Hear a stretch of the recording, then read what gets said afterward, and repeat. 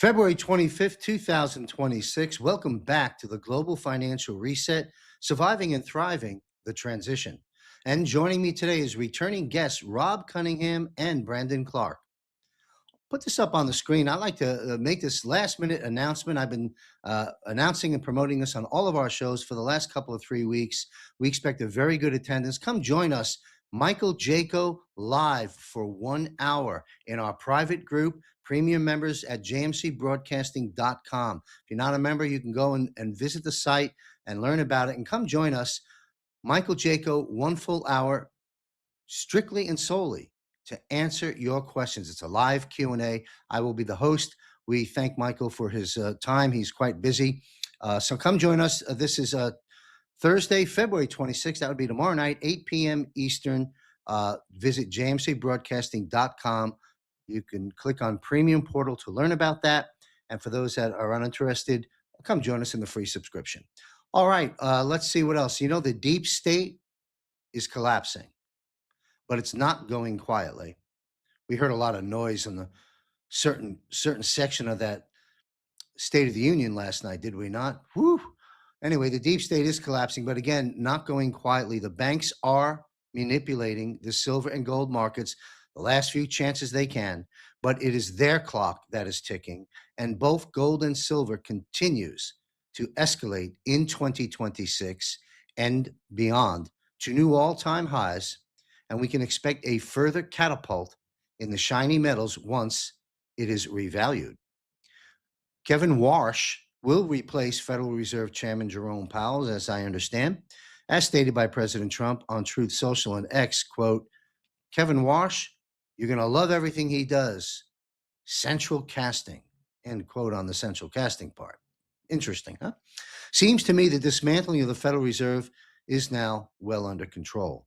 President Trump, I'm paraphrasing, said something last night on the State of the Union, something to the effect of not needing the income tax. We want to unburden the financial pressures for the American people, for the people I love. Well, thank you, our Commander-in-Chief. All right, so the recent Epstein drops will change everything. Between Epstein, the banking corruption and manipulation, the continuing moves against the Federal Reserve, and the chaos concerning ICE and the illegals, in my opinion, we may expect some form of deep state retaliation and or a potential move towards a financial crisis, or perhaps the EBS activation sometime between now and late spring.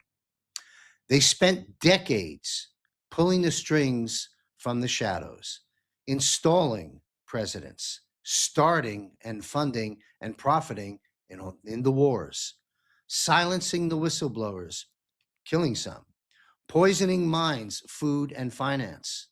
They called it order. But now the mask is off, and what's underneath is utter panic. And that's what's happening behind the proverbial curtain of the Wizard of Oz. And yes, indeed, the hunters, they have become the hunted. White hats are executing final roundups. JAG officers by the hundreds have been activated. Tribunal protocols are locked in. Quantum surveillance has tracked every transfer, every secret meeting, every act of treason. The Vatican's assets already seized. CIA black ops cut off. And the last line of defense, the media, is fracturing. Broadcast by broadcast, show by show, episode by episode, fracturing by the hour. And these are not coincidences. These are the signs of a system imploding from within. We're entering the last breath of a dying empire. And remember, they lied to us for a reason, because the truth was always powerful enough to destroy them. All right, before we bring on our guests, disclaimer here, listen up, please. The information provided by me and my guests is for educational purposes only and is not to be considered as specific investment, tax, nor legal advice. You are encouraged to do your own research and consult your financial, legal, and tax professionals. And a very important, simple tool, the top 10 list, visit wealthcoachuniversity.com. Scroll down a bit, you'll see a little blue tab that says advisor scorecard. That'll be a wonderful tool to help you when you do consult your financial, legal, and tax professionals. Having said that, let's bring back Rob Cunningham. Welcome to KUWL, a passion project launched in December of 2022. Born from a spirit of curiosity, Rob's thirst for truth and disdain for false narratives, he questions, researches, analyzes, interviews, and educates and opines on many, many issues. KUL is an acronym: K for knowledge, U for understanding, W for wisdom, and L for life. Experience to the fullest. Rob's purpose is to leverage his experiences, insights, discernment, and vast network of remarkable friends to bring you as much value as possible. Rob's personal background includes a business degree in management information systems, USAF active duty as an instructor pilot with combat experience. Thank you for your service, sir. And a top secret security clearance. 2 years as a major airline pilot before unceremoniously being furloughed, 20 years in investment and mortgage banking, and more than 20 years owning and supporting a national leadership and sales development company. And that's the reason why I'm fortunate to have Rob Cunningham frequent this program, the Global Financial Reset. Welcome back, sir. John, it's a pleasure to be here. I listened to you read my resume, and I swear I'm not 87 years old. It sounds like when you add them all up, I'm like, but I'm glad to be here. Thank you for having me. You're welcome. Thanks for being here. Yeah, you're right. You could take one sliver of that biography, if you will, and that would be a whole life set of accomplishments. So hats off to you. And I can't wait to get into some of the material. I have some questions. My audience knows I'm usually somewhat prepared. I have a mission and a focus with each episode, but by all means, sir, bring up anything that might not have been raised by me. But let's just kick off. Did you get a chance to see the State of the Union? Every minute of it, yes, sir. Beautiful. Give us your 40,000-foot view of what you saw take place with our Commander in Chief and President Donald J. Trump and that State of the Union address. What did you take away from that? I took away from it, it was probably one of the most masterful showcase moments, not only for America, but for the world, to see exactly what our country is up against, what common sense Hmm. looks like, juxtaposed next to pure insanity. Um, to Hmm. have people that have taken an oath of office, like our Mr. Kelly, the former astronaut, they want to tout him out whenever they want you to think of him as a brave, heroic, military member who swore an oath to God to defend our Constitution, and yet he can't stand up for a man that's been shot in the leg or shot in the head, or open border Yeah. uh, felons that have killed the daughters of innocent moms, and they can't stand up and even say, we think we should stop this onslaught, evasion, murder, fraud, waste, and abuse, and all the things that are going on in America. We have these group of people over here who are going to sit on their butts and not stand up and show even basic respect for why America exists. And it not only should wake up the sleepers and the normies, you know, but every nation in the world was watching that, and every nation will see that, and they will understand that as America goes, so goes the rest of the world, and we've got to get our own house in order, and then that's going to be the proverbial tapping the keg, and everybody's going to have a party, when we can get our house in order. Yes. Interesting. He opened up the president. Uh, right out of the gate. I don't have the quotes in front of me, folks, but I'm paraphrasing the president. You were there. You saw it. He opened up and said something about the golden age right out of the gate, and he also bookended it and closed it with the golden age out of the gate, and said this is something for the ages. These were very, very powerful statements for the astute Trump observer and for those that understand the real world that we're living in, and should give us, we're healing. Even though we're not finished with some of the battles yet, especially in these next 3 or 4 months. But I think there's a sense of healing that took place last night as well, where, we can be proud to be Americans again. You know, damn it, hello, that's it. Enough's enough. And he brought that back, at least for me personally. It's not that I mean, I'm always proud to be an American, but I think you understand figuratively what I'm speaking about here. Sure. You know, we've been laughed at, and folks like you and I and most everyone listening to us have been appalled by what we've had to endure, certainly over the 10 years, but those 4 years of the Joe Biden auto presidency period, and I living Right. over, sorry, I'm taking the airways. I'll come back to you in a second, but I living overseas in a country that has a lot of tourists.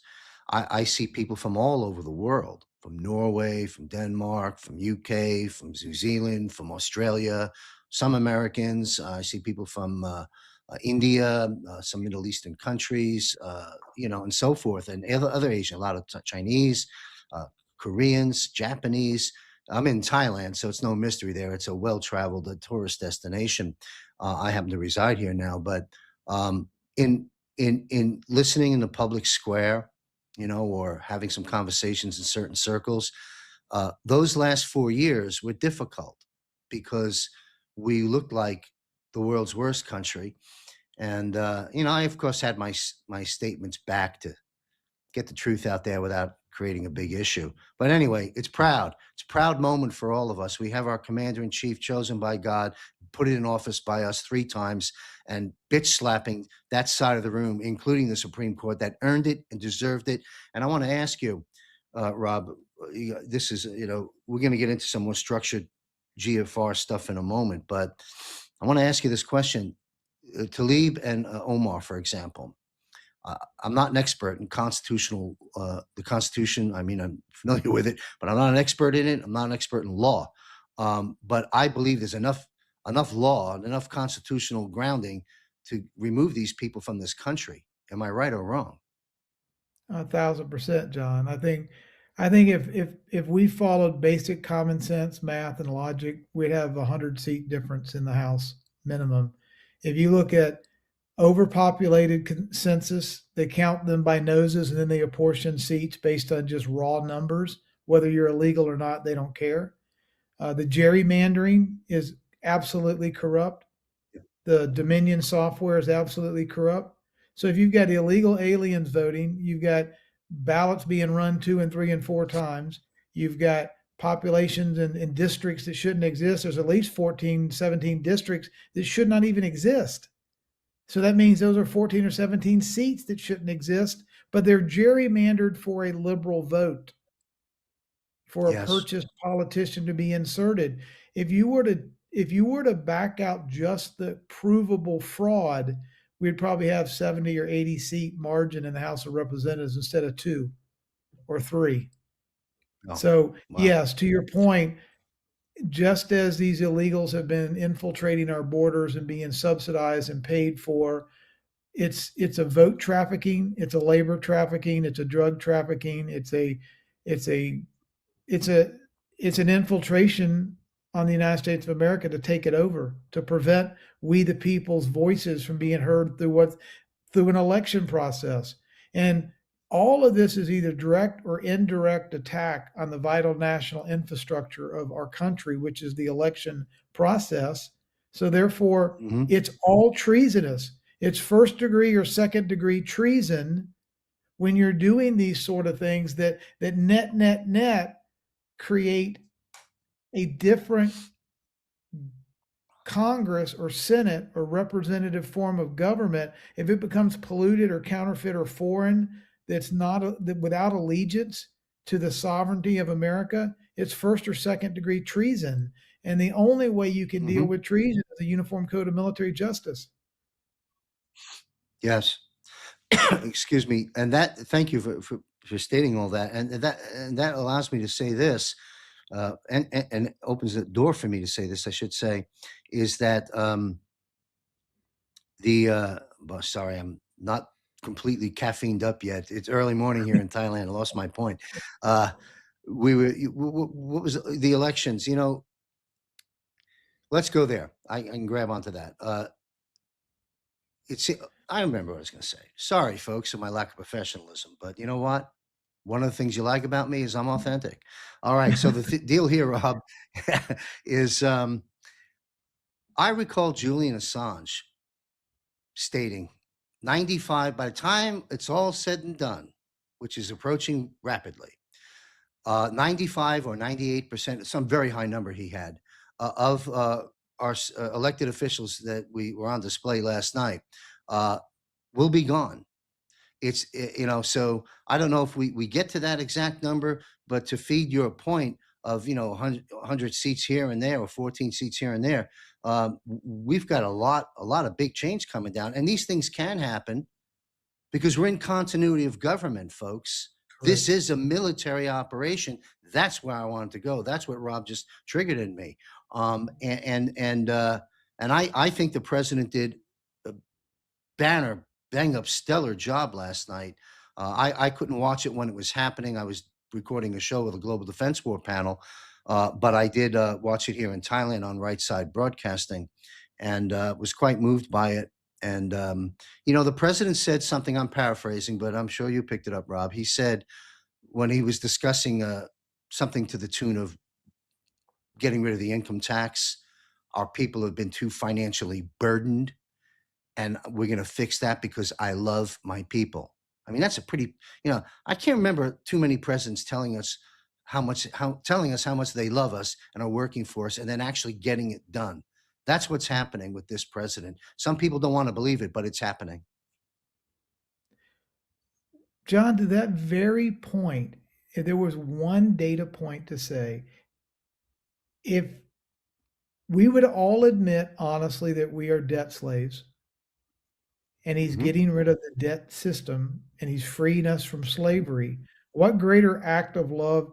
Actions speak louder than words. If we're going to get rid of a world reserve currency, look, I was just on a Spaces call before we had jumped on this call, and the world reserve currency has been infiltrated and embedded into our system with a world reserve military industrial complex that's set up to defend the world reserve currency system. They tell us it's in pursuit of liberty and Republican value. Bull. Okay. It's a world reserve currency system that in Bretton Woods became the standard. Then the Mhm. military industrial complex and all of its bases stayed there. They control through SWIFT and sanctions and bullying and Mhm. United Nations and World Economic Forum and whatever other means of liquidity or financing or war to preserve their monopoly over the world. Okay. They would not bathe the world in assets. If our treasury were to issue gold backed assets, they're not going to bathe it and hand it out and give it away for free. You can't print assets out of thin air, but you can print debt Mhm. out of thin air and you can soak people in it. Lots of it.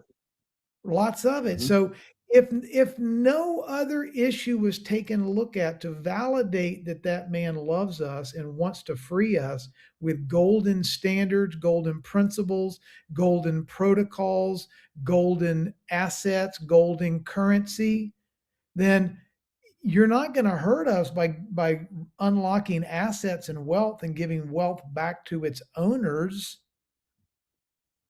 You're going to be loving a Right. person by inverting what was debt and all of a sudden turning it around and making it an asset so that we can have abundance wealth, the greatest wealth transfer in human history. It's a spiritual wealth Mhm. transfer, a sovereign wealth transfer, and a monetary wealth transfer.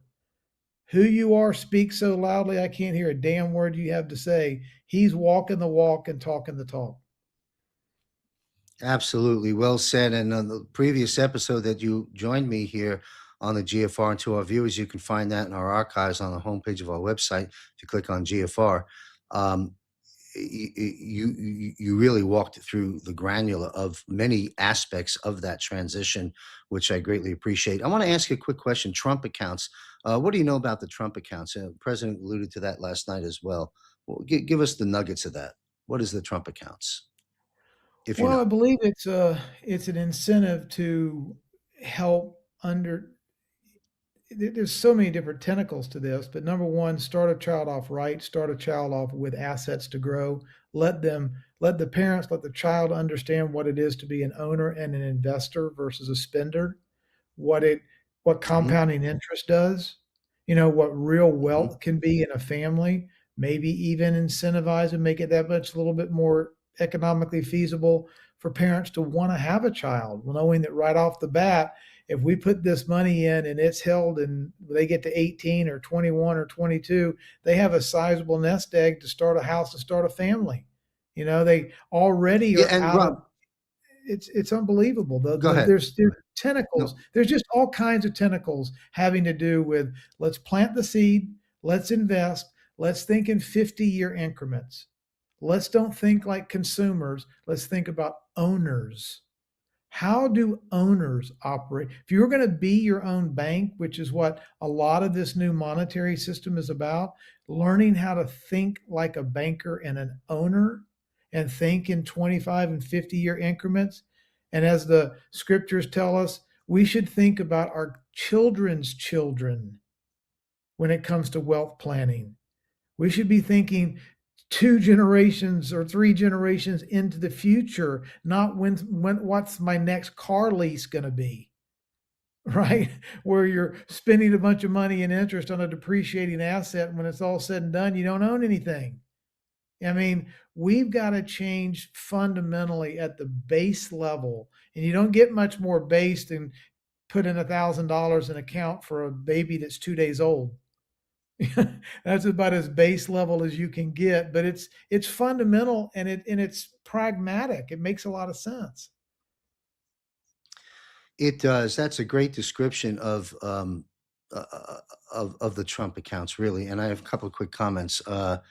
You created a picture in my mind of what a newborn today under that Trump program and many other freedoms that we can now have again, what that child, when that by the time that child hits 21, they'll have learned about compound interest, they'll have learned about the importance of saving and investing and so forth and so on. And you contrast that with someone, say, born 21 years ago, who's now 21 today. What do they have? Well, maybe $100,000 of student loans. They got to drive a BMW, so that's costing them a couple of grand a month. Uh, they're going to race to get their first house because their friend got one, and the lady's got the Gucci bag, and the guy's got the Rolex, and boy, as you said, and they own nothing. They got to borrow it for a little while. They got to use it for a little while. And that's about where it ends. And that is a massive, you want to change the future, you know, that one thing alone would have a massive impact, never mind everything else as the tyranny gets lifted from all of us. I want to jump into some meat and potatoes here. Uh, Tariffs. First off, I'll say this: if tariffs don't work, why do like 150 to 200 other countries around the world been tariffing the United States and other countries for how many decades? Of course, it works. So tariffs and the Supreme Court. I'm going to set this up and unleash you. As I've come to understand, and I'm doing the layman's version of all this, of course, the Supreme Court shot it down. We know who's who in that group, and I want to talk about another aspect of the Supreme Court in a minute. But in terms of the tariffs, so they shoot it down. But what we saw, I don't know, within 24 hours, the president posted on X the post saying, here's the laws and this is what we're going to do. I mean, so they were fully prepared with plan B. Of course, the president knew darn well they weren't going to approve it, right? Just like we're going to have with the Save America Act, which we'll get to later. But on the tariffs in the Supreme Court, so they shoot it down. He solves it. He meaning a team of lawyers, President Trump, the military, and the White Hats. And Scott lo and Scott behold, Bessent. he yeah, 10%. So now we're going to end up with more tariffs anyway. He doubled down and Well, counterpunches. I'd say Just go ahead, Rob. the Treasury Secretary Scott Bessent. Scott Bessent, thank you. So anyway, President Trump published this as president. I do not have to go back to Congress to get approvals of tariffs. It has already been gotten. He said this at the State of the Union last night in many forms a long time ago. They were also just reaffirmed by the ridiculous and poorly crafted Supreme Court decision, which he also gave, I'm going to use the term, a bit slap to last night, and deservingly so. But you know, I better watch my back this week with these statements. But one more quote from the president: "As president, I do not have to go back to Congress." Well, I just read that. So, yeah, he says they were also just reaffirmed by the ridiculous. Okay, so here's a new quote. I want to get a few of the president's quotes down so I don't sound crazy. Any country that wants to play games with this ridiculous Supreme Court decision, especially those that have ripped off the USA for years and even decades, will be met with a much higher tariff and worse. And that which they just recently agreed to, buyer beware. Thank you for your attention to this matter. The gloves are off. That is a serious counterpunch.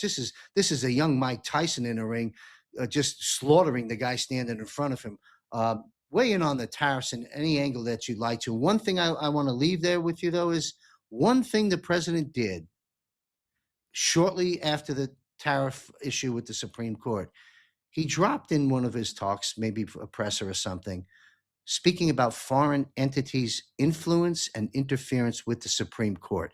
I now unleash you, Rob Cunningham. Talk to me about the tariffs. He, John, is one of the most masterful optics framing, communications, clarifying. 8 years in a row, the number one rated television program. You don't think he understands audiences and framing and context and how to message and how to have the Democrats see it, stay in their seat and not clap for 100-year veterans getting the Congressional Medal of Honor?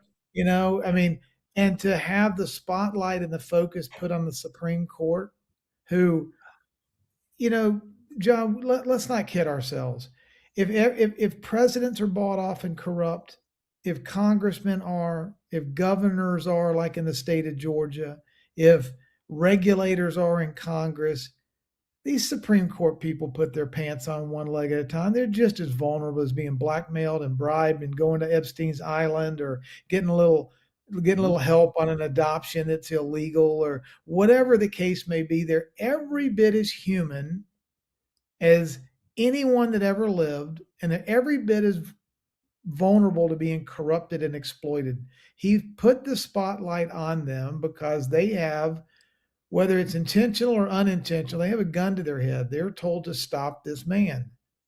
When people, Yes. the External Revenue Service obliterates the need for the Internal Revenue Service, which is an offspring of the 1913 Federal Reserve Act. Mm-hmm. You don't have the Federal Reserve Act, you don't have an income tax, you don't have an IRS, you don't have a 16th Amendment. Okay, so Yep. what stands between us utterly obliterating the world reserve currency control system than the American people realizing we should have never been taxed on our income a day in our lives? We can do this through External Revenue Service, just like we did in the first 140 years we had, 130 years we had before we ever had an income tax. So they understand this is the whole ball of wax, and the deep state, the world monetary system owners and central bankers that have controlled us are going to pull every trick in the book they can to include demanding the Supreme Court stop this man. If an assassin's bullet can't do it, if a rigged election can't do it, if mandating every news media outlet lies 24/7, 365, if that can't do it, of course they're going to try to get the Supreme Court to try to stop him. There's just no two ways about it. Yes. And the list that you just provided, which were, of course, and many other things, all the failed attempts that we've been, the president and us have been enduring for the last nearly 10 years, and none of it's worked. It's been very disruptive and cost a lot of lives, and Yeah. more lives yet to come, because the jab is a gift that keeps on giving. But nothing can stop what's coming, and we can see Correct. that. And if people don't believe that, just listen to what Rob Cunningham just said, folks. All those things that they have done have not worked. Disruptive, yes. Well, we're at war. War is disruptive, and there are casualties in war. This is a massive war, war of all wars, and because the objective wasn't just a territory. The objective was to obliterate the human race down to 600 million to a billion, and then completely and utterly control them to serve those that have orchestrated that. That's a pretty big war, and they have not been successful with all the things you just laid out, Rob. And conversely, again, it feeds validity. I know it's a soundbite that the movement's getting tired of hearing. I get that, but facts are facts. They didn't succeed in any of that. The impeachments, the going after the family and everything else. And so nothing can stop what's coming. Let's talk about the banks. 722 banks, I understand, reported unrealized losses exceeding 50% of their capital. The US Fed central bank's ongoing collapse is happening behind the curtain, but folks like you can open up that curtain in a moment. So the Fed injected, I understand, another $18.5 billion into US banks via overnight repos. Overnight repos are short-term loans from the Fed to the banks, the lender of last resort for the banks. The Fed buys securities like US Treasuries and agrees to sell them back the next day, injecting cash to ease liquidity. This is the fourth largest liquidity jump, I understand it to be, since COVID, and even bigger than the dot-com peak. So the banks are in trouble. Will Barney and other guests, John Dowling and some other guests that I've had on, Bill Armour, we discussed this in previous episodes about some of the paper that's coming due that the banks don't have come the end of March. Putting all that into context, what's your feedback, reporting, and information concerning that? Because it's a big deal, folks. Money, the banks, hello. Well, John, you hit the key word here is paper. They print paper to buy paper, and they swap paper.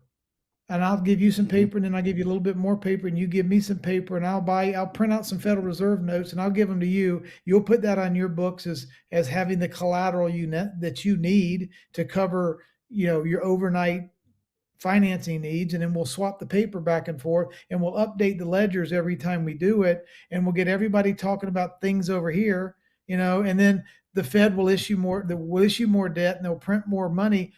Trump has stopped the Ponzi scheme of printing, of Fed just introducing liquidity out of nowhere. And this paper swapping, the president of El Salvador came up here and explained it and laid it out to us as clear as anyone could in 5 minutes about there's no reason for us to pay. If they can print $5 trillion, why are we paying income taxes? They can just print money out of thin air. Why do they don't need our $1.5 trillion. They can just hit an enter on a keyboard and then there's their money. This is paper backing paper, not value backing assets. Okay. The Yes. Ponzi scheme is over. They lost over Mhm. the Fed ran a deficit. I believe they've lost $1 trillion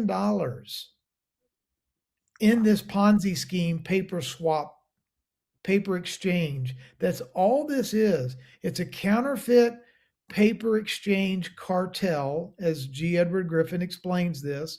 They set Mhm. up a system where they get to regulate themselves. No one can look at Mhm. the standards with which they regulate themselves. And they set up this fractional reserve lending paper swap system that is pure counterfeit. It's not Yep. federal. There are no reserves, and it's not a system. It's a paper fiat cartel. It's not a Federal Reserve system. And so when you take the punch bowl away, as Trump has done, you take away the ability for the the Fed to introduce new counterfeit currency and everybody to play this kabuki theater paper swap game. You have these injections, the Ponzi scheme comes to a screeching halt, and these Ponzi scheme banks lock up and stop operating. And that's about where we're finding ourselves, very, very, very close to that moment, which is great news. And that brings us to the parallel system, which you've discussed on this program in great detail previously. So take it from a different angle. The Federal Reserve, we see Jerome Powell been pulverized in the public square. Uh, well deserved. Now, whether Powell was part of the central casting, if you will, and that was all part of the program, I don't know. Maybe an extent of that. But where I would like to go is here. Warsh, Ken Warsh. President Trump reported this before in the public post, said he's going to do wonderful things. He's a great guy and blah, blah, blah, blah, blah. And get ready. We're going to, do good things. Central casting. He's central casting. President Trump published that, folks. So, you can't call us conspiracy theorists anymore, especially now with the Epstein files, but that's a different path. Kevin Right. Walsh, central casting per President Donald Trump. So, Rob, what type of policies do you expect to see once Powell is removed? And I think will it be removed in May? Is that what we can expect? And what type That's of policies do you expect to come out of the Fed, and what impact will that have on the economy? Well, I believe the next Fed chairman is nothing but the transition person that's going to help dissolve the Fed and make it go away from a standpoint of its functioning role in an honest monetary system. It has no role. Okay. It is set up as a fraud. Fraud vitiates everything. It was created and foisted on America not under mutual consent in 1913, but under deception. Okay. The entire plan was a deception. It was unconstitutional. It put a third party into a two-party system that didn't need to exist. And so the functionality of the Fed in a healthy, functioning, sovereign nation where you should just have treasury and people, not treasury, a Fed, and people. When you get rid of that interloper third party, this is more of an exercise in transitioning it out of existence. And so, I personally am a fan of Judy Shelton. I'm personally a fan of hers because she's such a sound money advocate. She loves gold. She was President Trump's nominee to be on the Fed that didn't get confirmed in his first term. Um, there has to be a confirmation. There has to be this Ken has to be elected. Is he central casting? Is he saying all the right things? And then all of a sudden he shows up on a list he shouldn't show up on, and Shazam at the last minute, we've got to have Judy come in. I did That sounds make nice. note. I did make note of the fact that Ken's name was not mentioned one time last night in the State of the Union address. And you would think that would have come up, but it wasn't. And Great so point. I don't know exactly what the ultimate policy arrangement will look like, but I do know this. I know President Trump is a master. He's smart. He knows bankruptcy court. He knows restructuring. He knows 5D chess and war. Okay. And he knows Yes, he leadership, and does. he knows optics. Mhm. Okay. But so does Yep. Scott Bessent. He's one of the smartest, quickest Mhm. minds on earth. You'll even notice after that Supreme Court ruling, he went to a press club and gave a speech. He goes, I want everyone to know I haven't changed a single word in this speech since the Supreme Court made its ruling, and he gave his ruling anyway on the two clauses, reiterating the fact that there is no need to go to the Supreme Court. We can raise tariffs to 15% on everybody like that because it's already been approved 1,000 times. It's on the books. This ruling changes nothing except makes Donald Trump's hand even stronger in order to enact tariffs as he wants to. And if you'll notice, last night in the speech, President Trump even said he's getting phone calls from trading partners going, no, we're good. We're not going to change anything. We don't care what the Supreme Court said. We like the agreement that we have. Please honor it. Don't change it. Don't raise our tariffs, please. We'll stick to the plan. So you talk about a boomerang back into the Supreme Court's lap. I mean, they walked into that trap being there last night every bit as much as the deranged Democrats who sat on their butt, when they should have been standing up. hmm Yes, well said. A couple of quick comments. We'll move on to the U.S. dollar in a moment. Uh, yeah, I'm paraphrasing the Constitution. I don't have it in front of me, of course, but to your point about sound money, real money versus the paper scam that they've run on us, the Constitution states, in a paraphrase, that only Congress shall have the power to issue and control the value of our money in weights and measures. Why weights and measures? Because you had to The, weigh the amount of gold and silver to back the currency. the Okay. Coinage That's what the Act, Constitution says. Yeah. correct. That's what the Constitution says in a paraphrase. Well, to your well pointed out talking points a moment ago, we haven't had that since 113 years, and then the final blow with Richard Nixon. So, but anyway, that should be duly noted, folks. We're returning back to the Constitution. What a concept! Okay, Well, and you John, know, I've said this John, before. I'll say, let me make one point, if you don't mind, on that, because I think it's so incredibly. We hear about biblical times. We hear about these times are mhm, money changer table biblical times. Where does the Coinage Act and sound money in the Constitution come from? Scriptures. It's about honest weights and measures. mm, An honest weight. yes, It's about an ounce is an ounce. An ounce is not a 0.78 ounce. An ounce is not spray right, painted silver, but it's really copper on the inside. It's an honest silver and an honest weight. It doesn't have the edges shaved off, so it's a 0.97 of an ounce, so you can dilute the currency and spread it out even further. Honest weights and measures is a moral code that engenders trust. You give me 4 ounces for a cow, I'll give you 4 ounces back when I owe it to you. 4 equals 4. Don't give me, I'm not going to give you 4, and I don't want you giving me 3.5 back.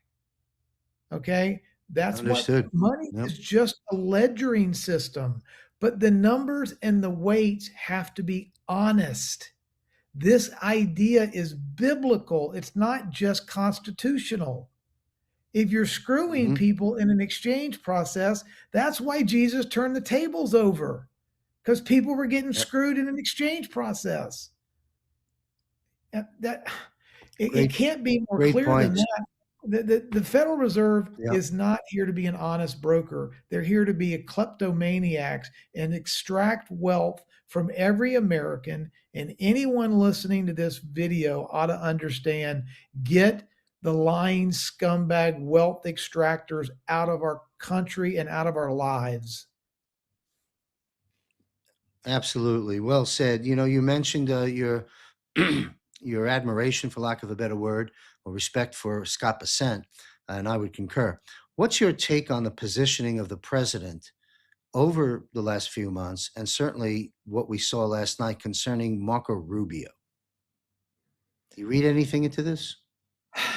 That is a very complicated thing to look at. There's a lot of factors and variables. You look back at previous time running against President Trump. They were adversaries. He was part of the Gang of Eight, with names that we won't even mention, and a little Hmm. swamp club up there. These 8 people were able to control anything and everything that happened in DC because they were self-anointed little power kings. And why all of a sudden uh, Yeah.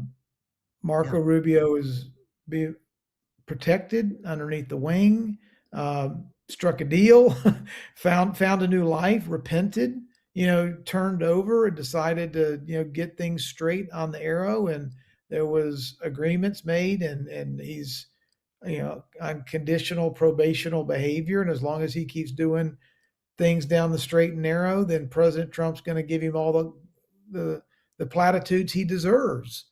I don't know what the Hmm. deals are. I don't know what the Yeah. handshakes are. I do know what But the past is. something's going on. Something's going on because Yeah. the past relationship Yeah. was very adversarial, and now it's like they're best Little buddies. Marco. Little Yeah, little Marco. Marco and little fingers Trump. You know, I Yeah. have a little brush with Rubio years ago, and he certainly seems to be doing great work as a Secretary of Yeah. State today, and thank goodness for that. But on the surface, things look wonderful, and your speculations are well founded. You know, we'll all just watch it and see how it plays out. But I remember many years ago in Clearwater, Florida, where I was residing at the time when the Tea Parties started. We remember Rick Santelli, the bond trade floor Mhm. guy, was screaming at Obama's tariffs, and that Yes. and then Glenn Beck is what boom, opened up the Tea Party thing, which got hijacked the second it started. But there were Tea Parties happening all over the country, and certainly in Florida. And I'll I'll skip the story and it's in my books for those that have read the books. I will just say this.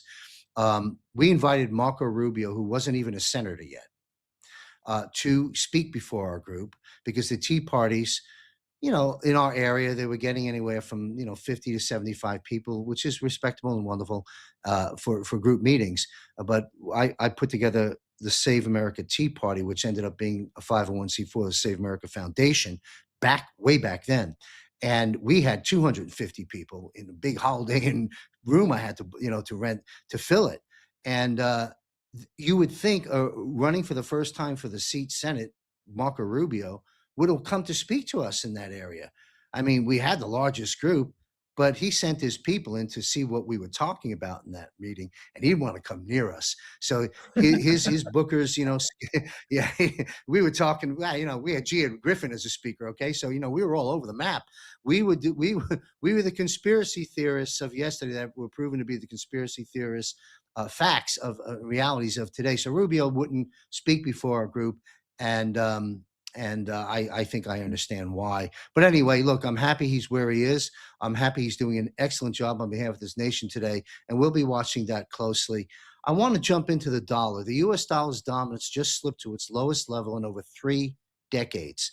It now accounts for about 57% of global foreign exchange reserves, down from roughly 72% at its high point. So there's a trajectory that's quite obvious. Central banks have been, as you know, gradually reducing their dollar holdings as concerns grow around U.S. debt levels, persistent deficits, blah, blah, blah, long-term confidence in the currency.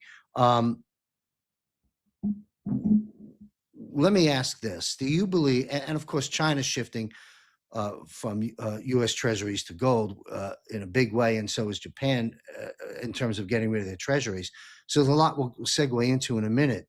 But we've covered this before, that this is the design and demolition of the self-implosion of the end of the funny money Federal Reserve debt note, which we call our dollar. My question is, do you believe, and I know it's a crystal ball question, but do you believe that we will continue on this trajectory when it hits such a low point and the parallel system ready to go gets injected in? Does it come in as a paper, instead of Federal Reserve note, the Trump dollar, whatever we're going to call it? Do we go to paper backed by gold and silver and other commodities, or do we bypass the whole paper mechanism, because that's a whole expense, and do we just go straight to the stable coin backed by these various assets? You see what I'm going with this? What's your feeling about that? Sure. It's a great question, and I get that question a lot. People are like, no, I'm never going to the digital money. I want well, let's lay the current landscape, John, is 97% of all currency transactions right now are digital. Zelle, ACH, direct deposit, paycheck, credit card, debit card. It's about 97%. Guess what? It's going to be 97% in the new system. About 3% of our currency right now that circulates is physical. Okay. And there's going to be 3% replacement of US Treasury dollars. Guess who happened to be in charge of as a subspecialization area of responsibility when she was treasurer for 8 years? Rosie Rios, whose signature is on about $2 trillion of physical currency floating around the world right now. But one of her subcategories was in the printing and engraving shop and the designing of new currencies. And I've seen pictures and images of them that I know that are genuine. We're going to have about 3% physical and 97% digital, just like it is today. But guess who else? Guess what other two relationships that Rosie Rios has that are important today? She's the chairman of America 250 Committee, which is producing high school education, awareness, empowerment, America historical amplification. Let's look at why America is so great. This movement around the country. She's been in charge of it for 2 or 3 years in preparation of what's happening with America 250 and the celebrations right now. She also happens to be right after, maybe 6 months after she stopped being treasurer, she joined this little tiny upstart out in California called Ripple. And she's on the board Mhm. of Ripple. Mhm. And she's working with as MAGA an organization as you can get, America 250, that's celebrating Mhm. the greatness of America. And she was in charge of the printing and engraving and the design of the new currency.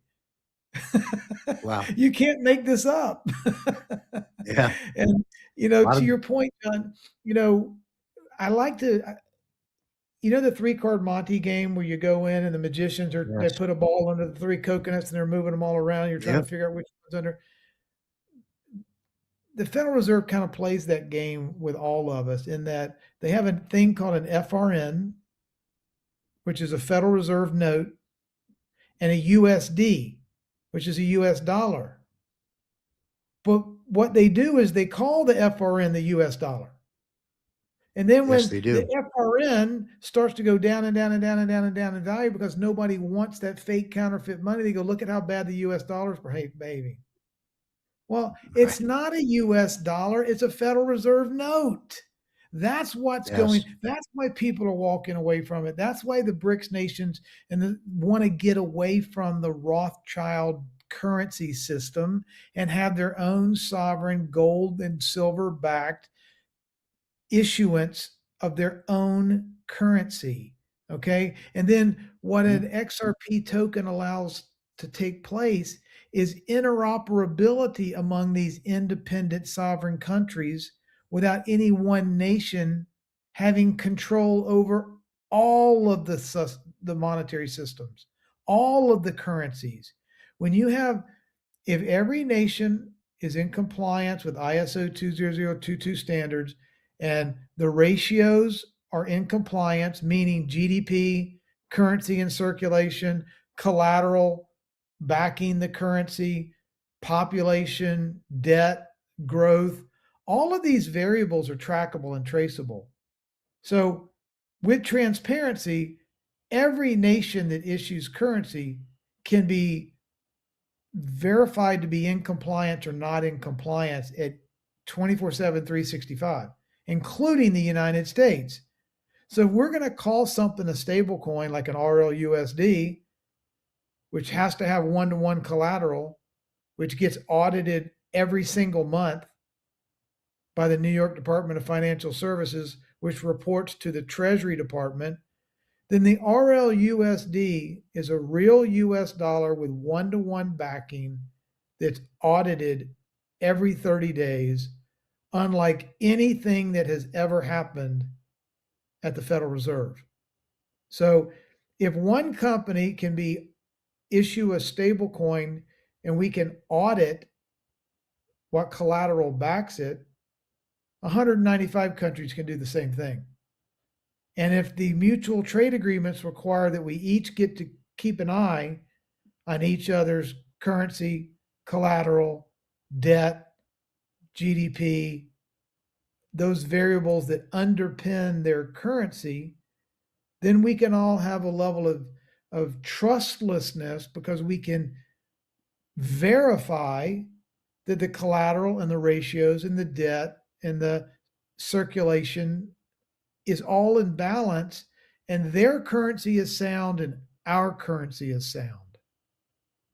When we have a level playing field across the world, then we have interoperability. We don't have one person that gets to play by a different set of rules, and we don't have third world nations, and the math is different for a third world nation than it is for a United States. How about it's the same for everybody? That levels the playing field, John.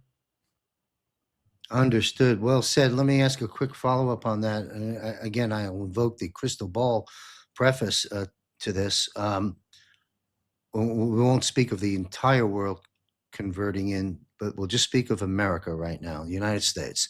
My question is when? When do you think we actually arrive through this financial reset that's just heating up, believe it or not?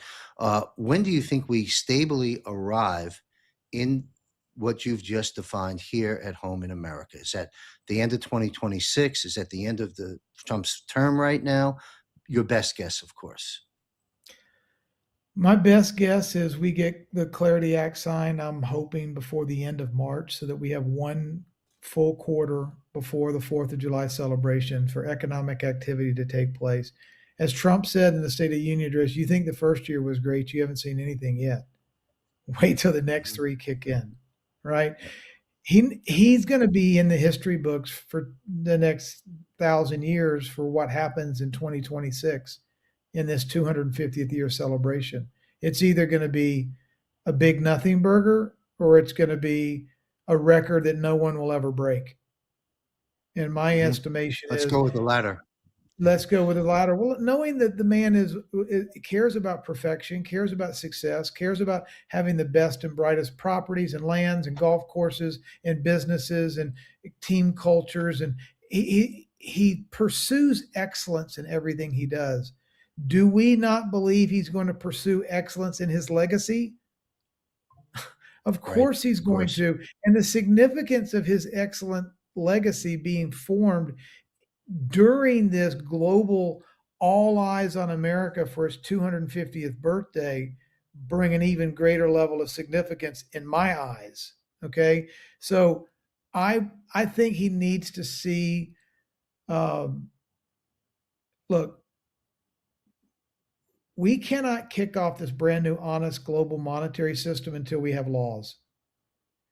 Let me put it in a way that the average person can understand. How do you have a World Cup in America, or how do you even play a soccer game and have the referees go out and blow the whistle if there's no paint on the grass, there's no rule book, there's no clock, you don't know what the size of the soccer ball is, you don't know if somebody's inbounds or out of bounds, you don't know when the clock is ending, when the halftime is coming, you can't look at the instant replay to see if they were inbounds or out of bounds because there's no rules. We're trying to do an interoperable distributed ledger technology, honest monetary system, and we're still working on 30 Act, 33 Act, and 40 Act, and regulator licenses here and banking transmitter licenses here, and the SEC versus the CFTC and the Office of the Comptroller of the Currency and the Treasury. But Brazil doesn't really know what's going on, and is Iran or Italy or Canada who's doing what? If the crypto capital of the world doesn't have a rule book, how do you play the damn game? Hmm. We Yep, have to we'll get have this that rule book Clarity out. Act.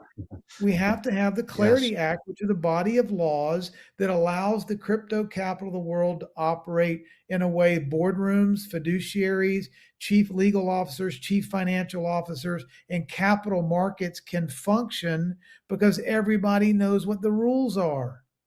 Right Hmm. now, the banking lobby and everybody that is in the incumbent old system are fogging the room, making excuses, and doing everything possible to not let this deal come into fruition. Because when this deal is signed, John, it's the death sentence for the old legacy banking. This is the whole Let's get ball of it done. wax. Absolutely. Let's talk, get you to weigh in briefly on China. China is shifting, as I mentioned a moment ago, from U.S. Treasuries to gold and silver, and they're locking their doors on that. For 20 plus years, China was one of the biggest buyers of U.S. Treasury bonds. Now, Treasury holdings have collapsed from 29% to 7.3%. At the same time, gold reserves are exploding, all-time high right now. Translation: the world's number two economy is quietly reducing exposure to the U.S. debt and stockpiling the hard assets. Um, if foreign demand for treasuries keeps falling, the U.S. has to find new buyers. The Fed will have to print more money, or interest rates stay higher for a longer period. This is the old school situations. 9 trillion plus in debt, China rolling over.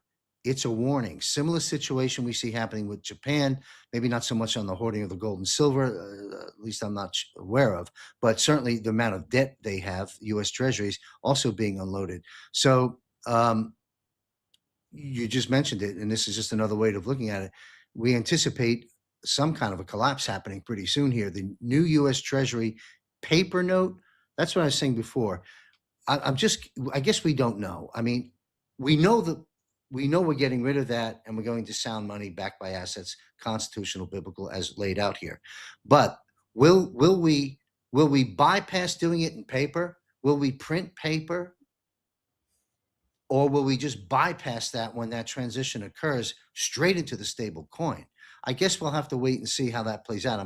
I'm curious, but what's your concern, if any, about China's position with the hoarding of silver, the locking the doors of it, and the dumping of treasuries? I have a question.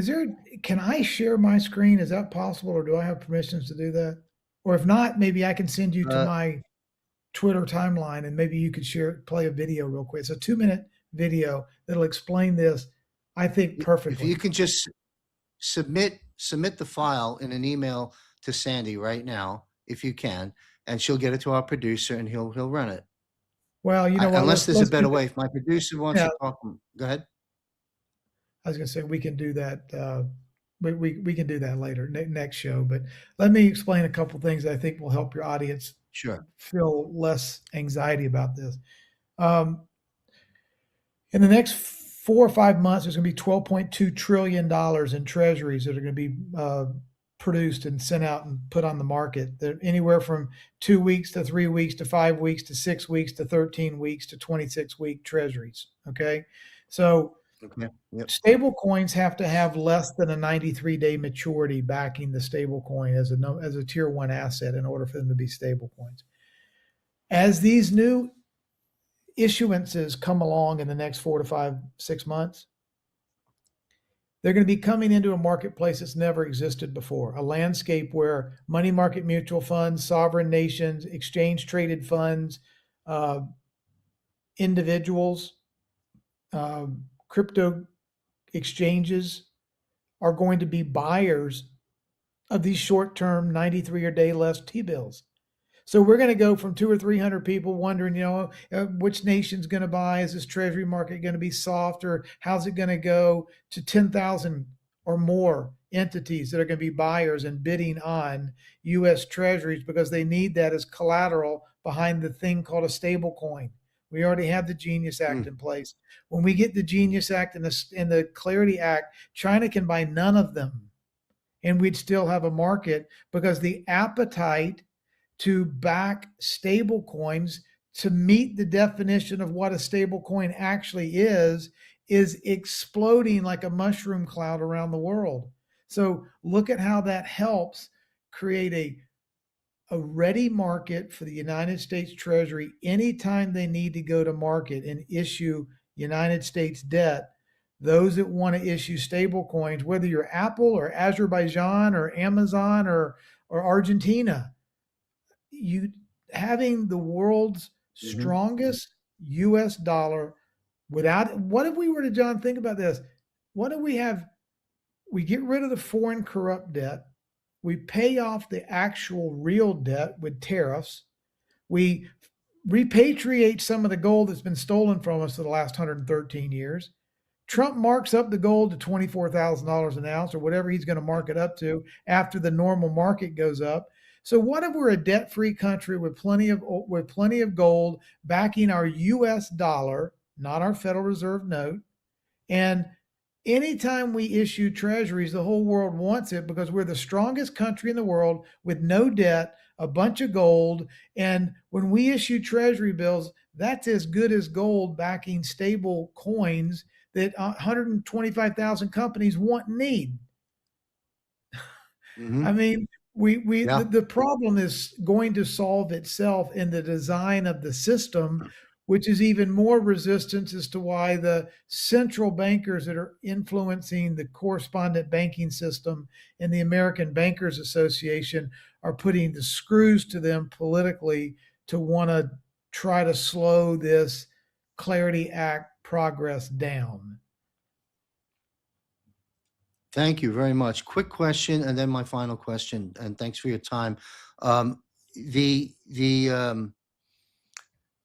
I understand that the central bank, the major banks, the five big ones, the central bank system has notes coming due, and they don't have the silver to back it because of the lack of silver available for them. Uh, and I understand come April 1st, there's going to be a big problem there. Do you concur with that? And does that take the the their clutches off of the ability to continue to control the growth of real money, gold and silver? Do you see the next catapulting phase sometime after April? Well, I see the mechanics as an actual thing that has to happen to expose the fraud, expose the shorts, expose the manipulation and the suppression of the silver market. I won't go so far as to say, well, that's going to, within 30 days, that's going to trigger a spike and an explosion. I mean, one of the things that President Trump is attempting to do, and Scott Bassett and the whole team, is a smooth transition, soft landing, and there's a controlled Hmm. demolition of the old and a rising of the new without there being Hmm. so jolting and so jerky and so disruptive that people, get afraid and markets create unnecessary damage and turmoil the world over. However, at some point in time, the engine's got to stop running on the other one and we got to crank up the new one, and all the Yes. horsepower have to run on the new one and the old one needs to be put in the barn in the backyard and not to be cranked again. Right. So Yes. how and when Yep. exactly that transition is going to take place, I don't have that crystal ball. Of course, understood. Well, my last question, you mentioned the president potentially resetting the true value of gold at about, I've heard numbers ranging from 20,000 to 24,000, you just stated. Um, I also heard, I think it was the meeting Marco Rubio had with some leaders on related matters, unless I heard incorrectly, a floor being set on silver at about 80 an ounce. So now we're talking about, for the first time in history, as far as I know, we're going to have a revaluation of gold to that level, and perhaps silver, because they're gonna meet each other somewhere along the line. And then you have a floor being set. These are unprecedented and really good news. Also, further proving the point that we're going to be backing the new currency by these commodities, which is why order is being put back into them, truth and honesty back into God's money. So, my question, I get this asked a lot by folks that follow our work at JMC Broadcasting. And so I want to get it out here on the record from you for them. And that is, will we have some structured, the layman's version of the question, a structured haircut, or will the transition to the new currency be dollar for dollar, or are we going to get hurt in that transition in terms of value? Well, I think the easiest question in the world is we're not going to be hurt. And I do believe that there's mathematically and technologically and practically and politically, you look at it from any optics you want to look at.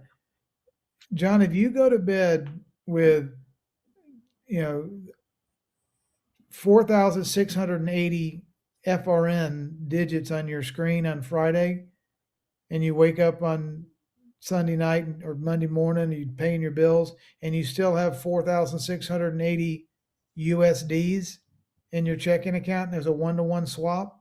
The accounting was Hmm. transferred over, legitimate dollars because they're now the only authorized, approved, gold-backed USDs are the only things that we're going to be talking. We're not going to be calling the same thing by two different names anymore. We're going to be calling them the Right. USDs. So if there needs to be a one-to-one substitution, or maybe how about a 3-to-1? How about oh, by the way, since we've been stealing your taxes for your entire life, how about for every one you got in there, you're going to get 8? I mean, you may Okay. wake up and have a I'll much take it. bigger number. I mean, I don't know how the the reconstitution of wealth is going to be repatriated back to us either.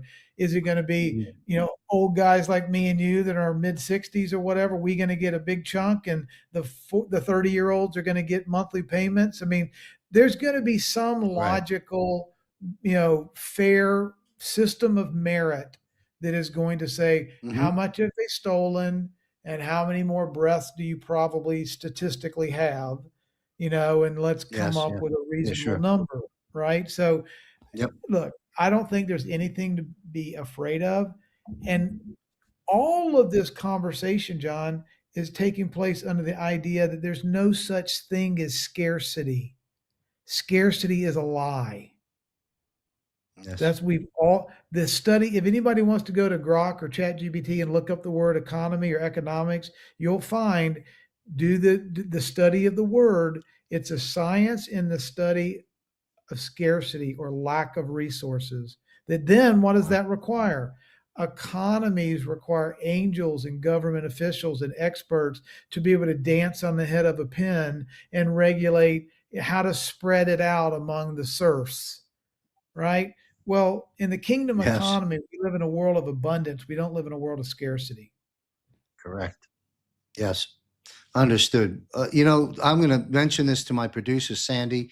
We have a technical producer and assistant producer here with us live behind the scenes making this show happen. Sandy, please take a note. I'd like to invite Rob Cunningham on a special broadcast for the entire episode with retired Lieutenant Colonel Tom Lennox.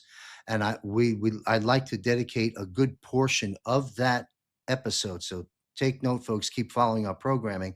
Uh, uh, Discussing repatriation of wealth and some of the subjects that you just spoken about and other things in this vicinity. I'll put together the right questions that I think minds like yours and Lieutenant Colonel Tom Lennox will shed a lot of good light on for us and point us in the right direction. So, Rob Cunningham, thank you very much. KUWL.show is where to follow Rob's work. Rob is also interviews people. I think you're a guest on platforms, but thank you for coming back here periodically. And I like to make that show happen with the Colonel because I think it'll be extremely valuable. And I'd like to see two great minds like yours and his coming from different but yet similar backgrounds to make things a little clearer for those that we're here to serve. And that's our brothers and sisters in America and throughout the world. So God bless you, sir. Thank you for being here. Sandy will reach out to you. I appreciate your time. Thank you very God much. bless you, brother. Thank you for hosting me, and it's been an honor. You bet. Thank you, sir. All right. Brandon Clark focuses on retirement planning and is the founder of Triad Retire. He has dedicated rather the majority of the last 15 years to serving his clients' insurance and financial needs. Triad Retire is committed to helping clients find the most effective means to establish both their living and lasting legacies. Very important. Please welcome back our good friend Brandon Clark. Hey, Brandon. Hey, John, honored to be here tonight. Thanks for patiently waiting in the proverbial digital green room. Uh, Rob Cunningham has so much great information to offer, as do you, as it relates to real people, daily living, especially those in retirement. And I would also say those preparing for retirement, those getting kind of close to it, whether it's 1 to 5 years from now, very important stage. And with all the uncertainties of this global financial reset that we address each week, you're going to help us put some stability in, predominantly for pre-retirees and certainly those in retirement. So I'd like to talk further about annuities. I don't know the number, you probably do, but it's well over $1 trillion invested in annuities. They've been around over 100 years. There's good ones, bad ones, and ugly ones. But before we break down annuities, what do you consider to be among the greatest concerns of people in retirement that they're facing today? Like, I'm 75 years old, I'm 70 years old, I'm 65, I'm retired. What are my greatest concerns as a retiree? Yeah, and there's a number of risks that go into retirement planning. One of the main reasons that we discuss annuities, or that's part of your, 10 module plan for someone to be financially free, is because of longevity risk, potentially running out of money. Besides Hmm. Social Security, if that maintains for the rest of someone's life. And, the other ones, we have inflation risk, which reared its ugly head recently. It seems like we're getting that down now somewhat, not 20% or something. And then, And the other main thing that we want to try to help people with that I spend a lot of time on is sequence of returns risk. Um, and when someone has their assets in a guaranteed income or in an annuity, some type of safe, secure area, um, then you're not susceptible to large downturns while you're pulling income or needing to use those funds. So, that's a lot of it. Probably the main reason well, no, I don't know about main, but one of the main reasons I do this is because I worked with state, federal employees, and I would talk to people who had known a parent, a family member who were only living on Social Security. And, a good amount of them had a retirement account at one time, but that was no longer there just because the planning wasn't done because of maybe they lived through '01, '08, those times, and didn't have a chance for it to come back. But, the main thing is if we do the planning ahead of time, we can eliminate that by having our assets in a couple different buckets, and one being guaranteed income or guaranteed growth, and then hard assets, different areas as well. Thank you. I hope I'm broadcasting. I seem to be having technical issues on my side, but I'll proceed. My producer can let me know if there's a problem. Thank you for that, Brandon. So what you're talking about is longevity, which also equates to people being concerned about outliving their income. Now, let me just say this. Yes, we have a repatriation of wealth scheduled to come in. Yes, we're going to be exploring that in future episodes and so forth. One moment, I've got a producer letting me know what's happening. Okay, thank you. And while all that is fantastic and certainly deserved, it's the jubilee, it's the just coming back to us of everything they have stolen from us. But that isn't happening today. We don't know when that's going to happen. We don't know how that's going to happen. And when it does, it's going to be great news. But meanwhile, for those that have accumulated wealth already, you own these investments. We have to be good stewards of what God has brought to us and what we've earned. And so you talked about the word that comes to my mind when listening to you is stability, looking at stability. So in the brief time we have in this segment, please break down. I've come to understand, and I come from this background as well, but you're an expert in this. I am not. There are four basic types of annuities: immediate, fixed, fixed indexed, and variable. Briefly describe each one. Let's begin with an immediate annuity. This way, the public can understand the risks, the rewards, the restrictions, the flexibilities, how they're used, when they're suitable. So, if you can, Brandon, define briefly an immediate annuity. What is that? And that may be the simplest type. Do you got me?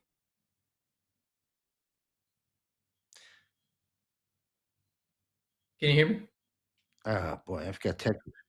You continue to talk. I understand our audience Okay. can. Unfortunately, Well, I can barely. It's cutting in and out. I don't know what the situation is. We don't usually have these problems, but we do at the moment. Please continue.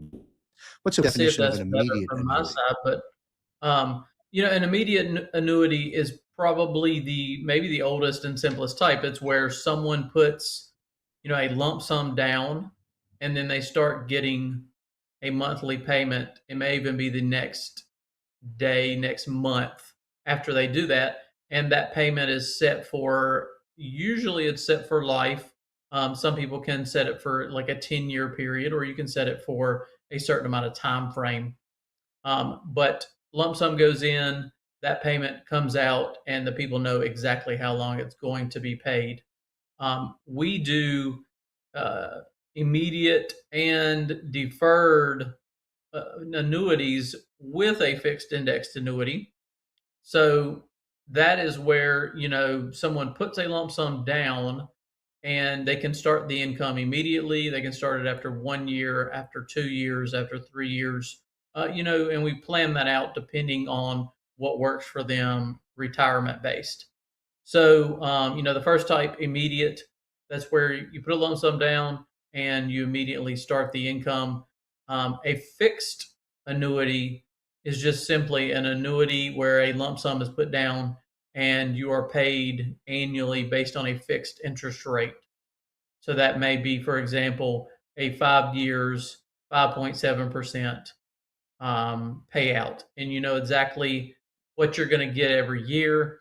Those may have, ability to withdraw 10%, but they're really just an area where where your money can grow and there's no risk, very secure. Um, Fixed indexed annuity is a annuity that's not in the market. It's secure. It can't lose, but it grows based on the index of the market. And those primarily I use to put the guaranteed income in place.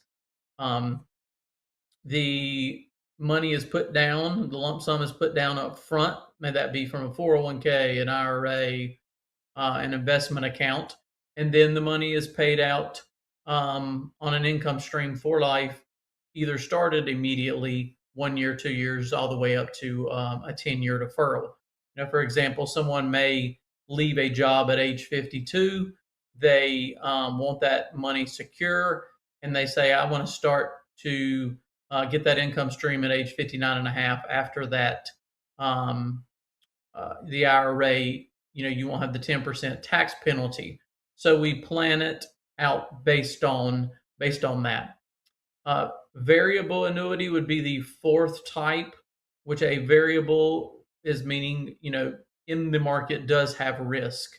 I don't do those type for retirement planning or use those type at all. And but that is where like you put a lump sum down, or you can build it up over time. But the actual growth inside the annuity can be tied to the stock market, can be tied to securities. So there can be risk, and there's usually additional fees. When you hear a lot of times when you hear annuity and fees, it's usually a variable annuity because of the fact that where someone is helping choose securities, and the securities have fees as well that go with it.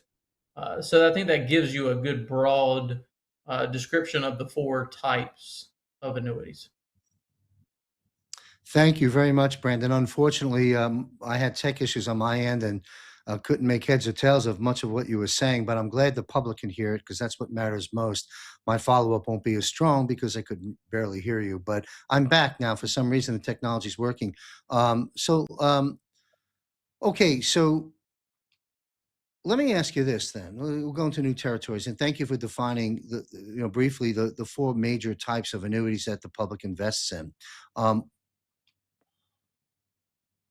what if somebody owns an annuity that they've had for some years?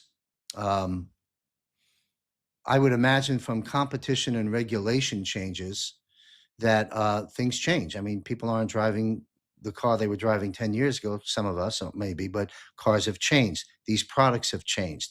If someone's in an underperforming annuity or an unsuitable annuity based on changes in their life or circumstances or whatever the case may be, uh, must they stay in there forever? Is there a trap door? Can they get out? And that's a great question. There are many times where life changes, as you said, the type of vehicle you drive, family changes, health related changes.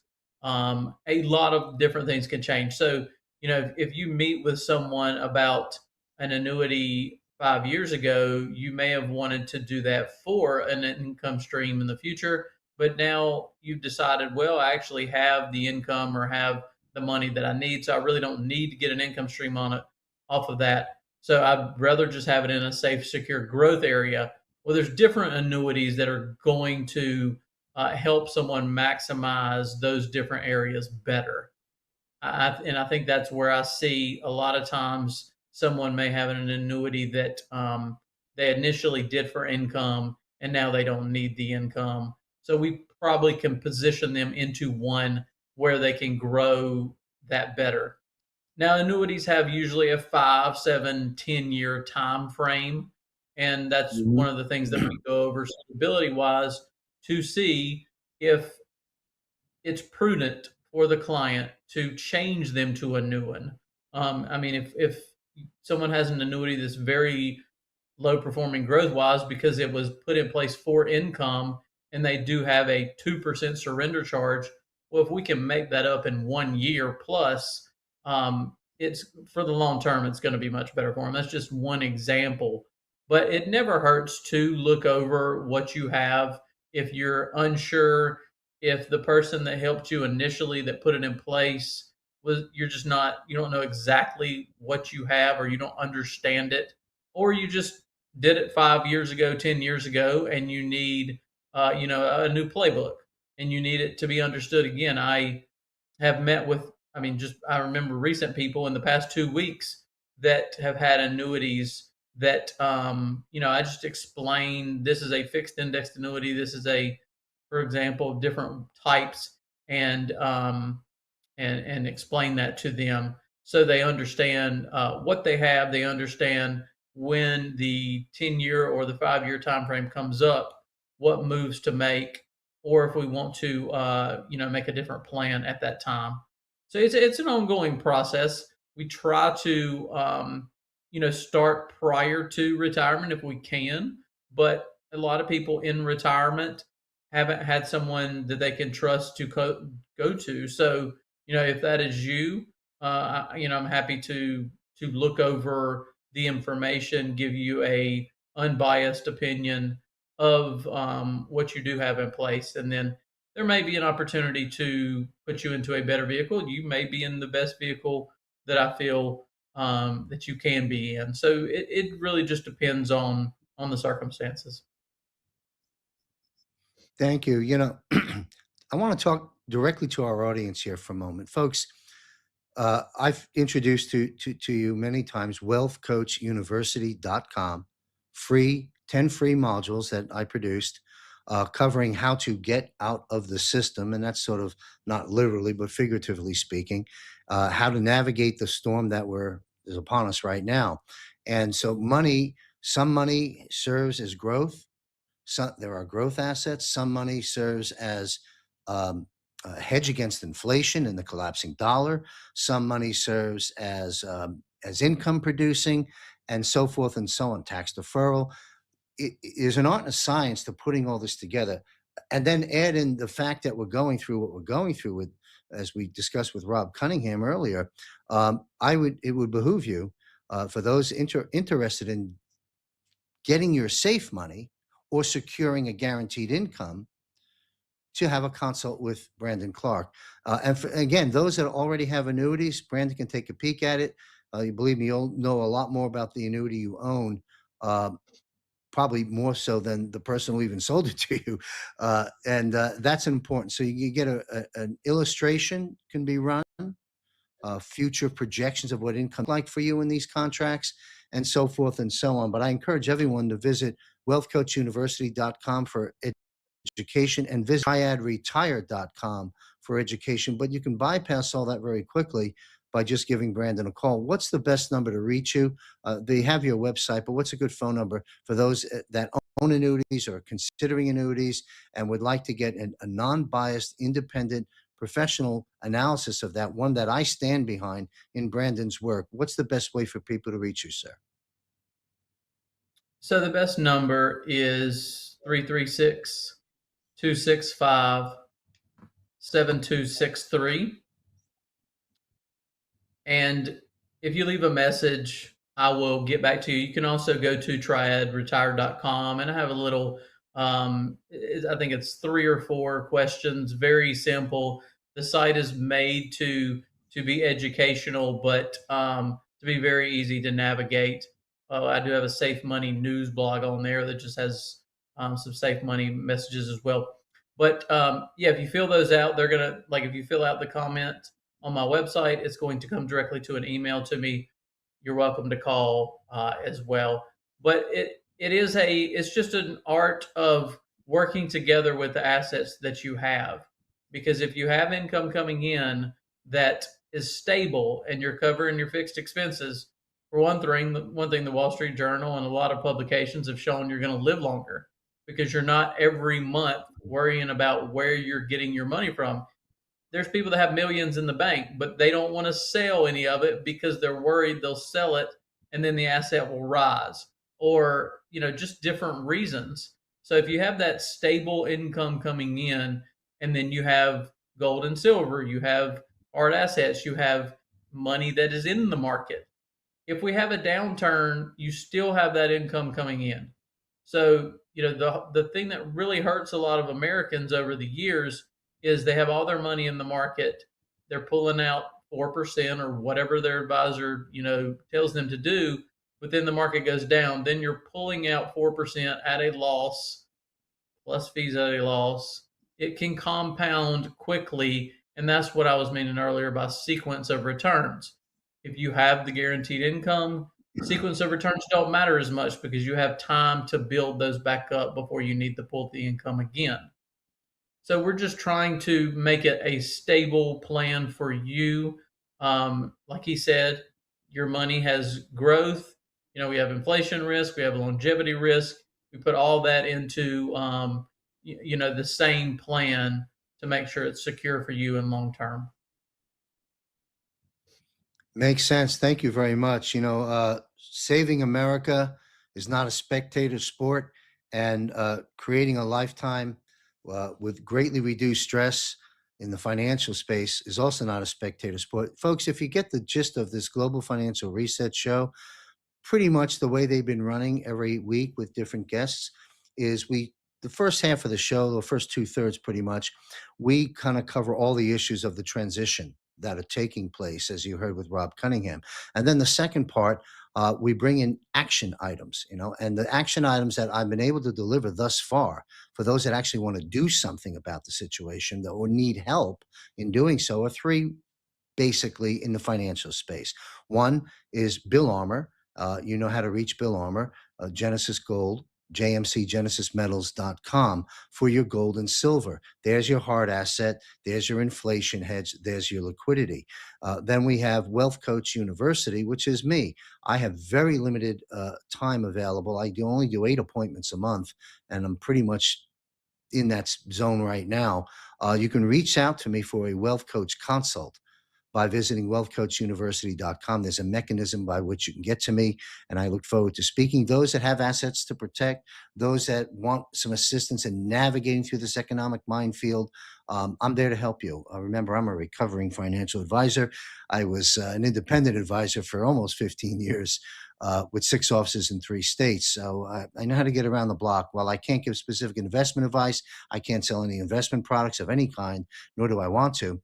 But I can provide some pretty high quality analysis in straightforward talk. So those that have a lot going on and need that level of help, go to wealthcoachuniversity.com. Watch the 10 free modules. If you still feel you need my help, schedule a consult. I'm happy. There's an action item. Call Bill Armour for your gold and silver, and for your safe money, for your tax deferral, for your guaranteed income plans, for your market indexed exposure with no downside risk. This is why Brandon Clark is here. He can help you with that. It is part of the GOOTS model, the get out of the system model that I discuss at the Wealth Coach University. All very important pieces to the puzzle. And so those are the action items. Those are 3 things to do. So give Brandon a call, check out his website, say hello to Bill Armour, or say hello to me. It's a wonderful time to be alive. There's nothing to fear but fear itself, somebody once said. It's an interesting quote, actually, when you think about it. But anyway, thank you, Brandon, for your expertise. And I can tell you, folks, you can put IRAs in annuities. You can put non-IRAs in annuities. You can roll annuity over tax-free to another annuity, but very carefully. That's where Brandon comes in to make sure it's in your best interest. Second, and lastly, you can just single premium cash money. By maybe you're concerned about the bond market crash. 107 has told us that is going to happen. We talked about that earlier with the Chinese and the Japanese and other countries selling off the treasuries. Those are bonds, and these are going to be a problem. And there's going to be a big problem in the municipal bond area per 107. And so you want to, those that are looking to come out of that asset class, depending on your circumstance, and as a retirement planning specialist, Brandon can help you through that. So give him a call. This is the action segment of the show, which is why I'm being as direct as I am, because again, saving your financial situation is not a spectator sport. So the first 2/3 of each show, we give you the guts of what's going on in this transition with the experts. And then we bring on the experts like Bill Armour and Brandon and others soon to come into the mix in other areas, in the crypto space and so forth, to help us all. So thank you, Brandon, for your expertise. So visit Brandon Clark at triadretire.com. I've been having some tech issues, so I'm going to sign us off early. Thank you so much, Brandon. We'll see you back here in the up and coming broadcasts here at the GFR show. Thank you, sir. Thank you. It was All an honor right. to be here. You bet. Thank you, Brandon. Michael Jaco, quick announcement. Come join us on February 26th. That happens to be your tomorrow. It's the 26th for me here. Let's run this promo, and then I'll be right back with my closing statements. Don't miss this month's live Patriot Q&A hour as John Michael Chambers hosts our Patriot Power guest, retired Navy SEAL Special Ops CIA Michael Jaco. Get your questions answered. Mark your calendars. February 26, 2026, 8 p.m. Eastern Time sharp. Visit jmcbroadcasting.com and click on the Premium Portal Sign-Up tab. Enter your password and you're in. Not a JMC Broadcasting Premium member yet? You could be. Simply click on the Premium Portal Sign-Up tab. Enter your info, and that's it. John and Jaco. Looking forward to answering your questions for the solid hour. See you there. Where we go one, we go all. Thank you, Michael Jaco, for your time. Again, folks, one solid hour. Jaco on screen, I'll host it on screen, simply to answer your questions about anything that's on your mind. Last month, we had the premiere of this feature at JMC Broadcasting with Will Barney. Very well received. Thank you, Will. We have Mike Jaco tomorrow. And guess who's coming in next month? Derek Johnson. Each month, we will have many of the power guests you see on this show and on the other shows that I produce and host for you. So thank you for your support. Visit jmcbroadcasting.com, visit our free subscription or our premium portal for just $9.99 a month, which has many other features in addition to the Patriot Q&A hour. All right, so that's going to be a wrap. Next week, Will and Bill hour. Joining me next week on the GFR show is Will Barney and Bill Armour. Always engaging, always enlightening, always current. So come join us next week. Same bat time, same bat channel. This is John Michael Chambers speaking with his voice. Speak with your voice. Action changes things. Get on the side of action. We're here to help. Stay safe, everyone, and may God be with you. The global financial reset is happening right now. The opportunities through this transition remain for some time to come. Don't miss this unprecedented moment in history. But caution, identify the dangers through this transition and prevent fatal mistakes by being ill-advised or uninformed. Schedule your private wealth coach consult with John Michael Chambers on a Zoom screen meeting. The ability to meet with JMC is very limited. Learn more by visiting wealthcoachuniversity.com. Once prepared, schedule your consult with JMC. It's time to seize the opportunities and to goots. Yes, goots. Get out of the system. QFS, stablecoin, the US dollar, gold and silver, Fed IRS changes, income needs. Your personal situation will be addressed. It's time. This is a wealth coach consulting appointment for those with questions and/or assets to protect. John is not a financial advisor and does not give specific investment advice, nor does he sell any investments, insurance, or precious metals. Gain private access to John and his resource network. Schedule your consult today. wealthcoachuniversity.com.